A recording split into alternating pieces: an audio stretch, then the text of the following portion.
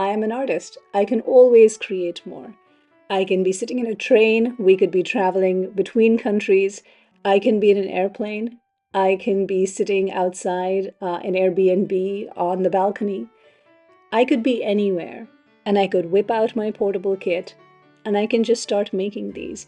It is a way of also bringing silence and a feeling of comfort and knowing that at the end of the day, you're spending your time creating something that will add value to someone else's life is the biggest gift of all, I think.